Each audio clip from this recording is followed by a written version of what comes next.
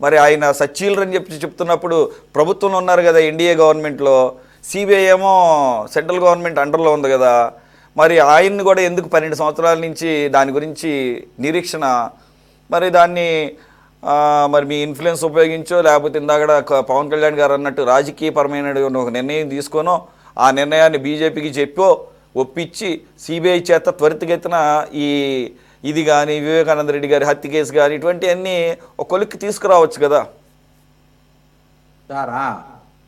భలే భలే ప్రశ్న వేశారు సార్ సురేష్ గారు.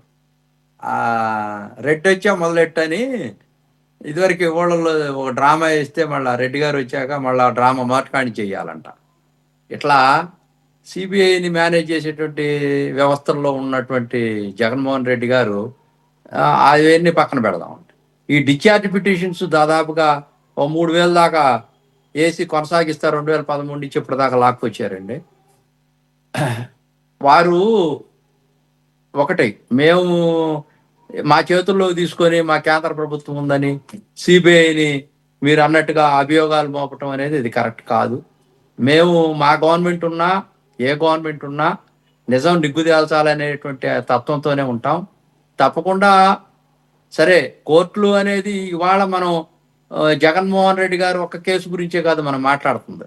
అంటే జ్యుడిషియరీ వ్యవస్థ గురించి మనం మాట్లాడే ముందు మన జ్యుడిషియరీ వ్యవస్థ రైట్ ఫ్రమ్ ది బిగినింగ్ దగ్గర నుంచి ఏ విధంగా ఉంది, ఎన్ని అంటే లోపాలు అనను కానీ కొంత కమ్యూనికేషన్ గ్యాప్ ఏ విధంగా ఉంది అంటే అక్కడ జడ్జీలు సంపూర్ణంగా రిక్రూట్ చేయలేదని కొన్నిసార్లు జడ్జీలే చెప్తా ఉంటారు, కొన్నిసార్లు స్టాఫ్ సరిగా లేదని, ఈ డిశ్చార్జ్ పిటిషన్స్ అని, ఈ అసలు ఒకళ్ళకి అర్థం కాలేదని, సిబిఐ ఒకటి ఇచ్చిందని రిపోర్టు, లేకపోతే మన ప్రభుత్వాలు మారినప్పుడల్లా అవన్నీ కోల్డ్ స్టోరేజ్లోకి వెళ్తున్నాయని, ఈ వ్యవస్థ అంతా కూడా ఒక చర్చ రూపంలో జరుగుతూ ఉందండి.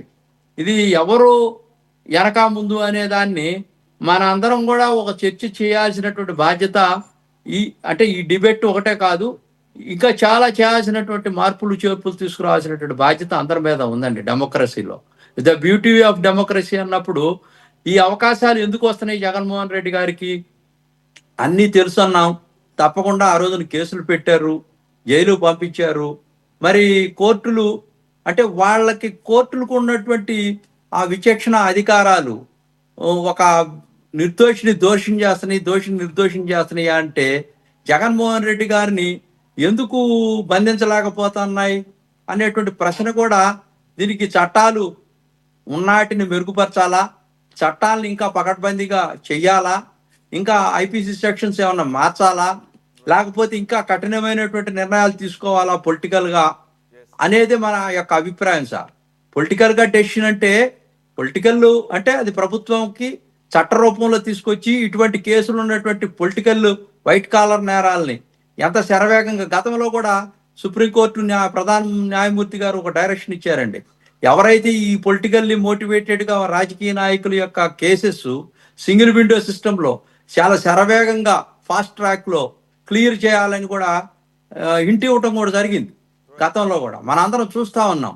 కానీ ఈ ఇచ్చినటువంటి హింట్స్ కానీ పంపించినటువంటి ఆ మెసేజెస్ కానీ ఎవరు ఓవర్లుక్ చేస్తా ఉన్నారు, మధ్యలో ఎక్కడ బ్రేక్ వస్తూ ఉంది, ఇవన్నీ కూడా కూలంకుషంగా చర్చించాల్సిందే అండి. ఎందుకంటే జగన్మోహన్ రెడ్డి గారు లాంటి వ్యక్తి ఇప్పుడు అతను ఇవన్నిటిని ఉపయోగించుకొని ఒక సీఎం అయిపోయి బయటకు వచ్చి మళ్ళా హీరోలాగా తిరుగుతా, నేను 16 నెలలు నన్ను అసలు నేనేం చేయకపోతే అమాయకుడిని అయితే నన్ను తీసుకెళ్లి లోన పెట్టారంటే ఈ భారతదేశం అంతా నమ్ముతుందా అండి? ఎట్లా నమ్ముతుంది?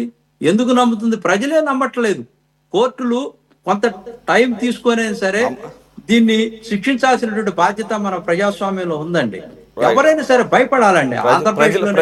ప్రజలు నమ్మనప్పుడు ఎంతకాలం మరి ప్రజలు నమ్మనప్పుడు కోర్టులు ఎందుకు నమ్ముతున్నాయి? మరి ఎంతకాలం ఎందుకు పట్టిందంటే దానికి సమాధానం ఉండదు. మీరు అంతకన్నా మీరు కానీ ఎవరు కానీ చెప్పడానికి లేదు. ఒకటే నేను చెప్పేది ఏంటంటే, ఒక్కటే సురేష్ గారు, ఇవి రెడ్డొచ్చా మొదలెట్టు అన్నట్టుగా కాకుండా రెడ్డొచ్చా మొదలెట్టు కాదు, ఎండు పెట్టాల్సినటువంటి కాదు. జడ్జి మారుతాడు మొదలెట్టండి, రెడ్డి గారి కేసుని జడ్జి మారుతాడు మళ్ళీ మొదలెట్టండి. అది రెడ్డి గారు వచ్చారు, జడ్జి గారు మారుతానే ఉంటారు సార్. రెడ్డి గారు వస్తే మటుకు మళ్ళా మొదటి నుంచి లేదు. రెడ్డి గారి కేసు అలాగే ఉంది. జడ్జిలు మారుతున్నారు, మళ్ళీ మొదలెట్టండి అంటున్నారు, కానీ అది అక్కడ మీనింగ్ సార్